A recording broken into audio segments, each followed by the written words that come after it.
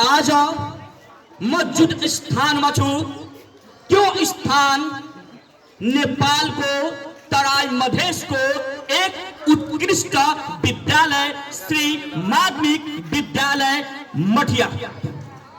श्री माध्यमिक विद्यालय मठिया वास्तवमा मैले एउटा सर्वोत्कृष्ट विद्यालयको रूपमा किन भनेको छु त? म यो विद्यालयलाई सर्वोत्कृष्ट किन ठानेको छु त? यो वास्तवमा यो विद्यालय आफ्नो सभ्यता र भव्यताको लागि सबभन्दा उत्कृष्टतामा आफ्नै अङ्क र धारणा थपिनेछ।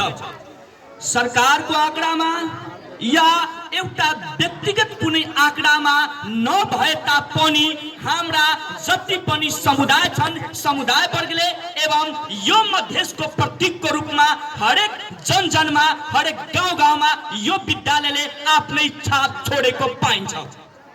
यो प्राङ्गण यो विद्यालयका धरातलले यो विद्यालयको जमिनले वास्तवमा एउटा सृजनशीलता एउटा आफ्नै कार्बनको थैली नै प्रस्तुत गरेको पाइन्छ भन्ने आशा मात्रै होइन यहाँ भएको पनि देखिन्छ। र विगतमा भौतिक पूर्वाधारमा मात्रै काम नभएर यहाँ आलङ्गन जति पनि आफ्ना पक्षहरू छन्, शिक्षाका पक्षमा एवं भू धरातलका योजना जति पनि सामुदायिक रूपले जुन पक्षहरू छन् सबमा आलङ्गन भएर यो माध्यमिक विद्यालय मठियालाई चिनेको देखिन्छ।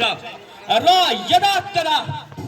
यदाकदा यो जुन धरातलमा जुन स्वरूपले अगाडि बढिरहेको छ यो आउने दिनमा सायद मेरो मुखबाट नभएर एउटा आँकडामा नै हामी सर्वोत्कृष्ट रूपमा भेट्ने आशा पनि राखेका छौँ। र यो गर्नका लागि के 1 2 3 के मात्रै भएको हो र होइन, यो हुनका लागि वास्तवमा एक भनिन्छ नि एकजना व्यक्तिले केही गर्न सक्दैन, तर हाम्रा श्रीमान हाम्रा अरविन्द सर आएको दिनदेखि वास्तवमा सुधार र प्रतिक्रियात्मकका एउटा स्वरूप चाहिन लिएको हुन सक्छ।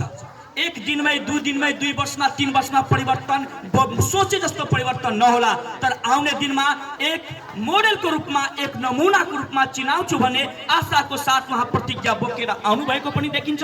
र उहाँको साथसाथै यहाँका शिक्षक वर्गहरूले पनि उस्तै उहाँको सपोर्टमा उहाँको पक्षमा मात्र नभएर शिक्षाको पक्षमा यथार्थको पक्षमा सत्यको पक्षमा उभिएको देखिन्छ पनि। र किन नहोस् भनिन्छ यदि घर नै बनाउनु छ भने हामीलाई पूर्वाधार नै कायम गर्नु छ भने हाम्रो सोच अब्बल होस्, हाम्रो सोच बलियो होस्, हामी चन्द्रमामा गएर घर बनाउन सक्छौँ भन्ने यो त भूधरातल हो। किन भन्दैन त?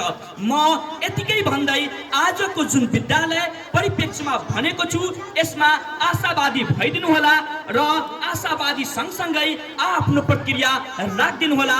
धेरै धेरै धन्यवाद यो सम्पूर्ण विद्यालय परिवारलाई।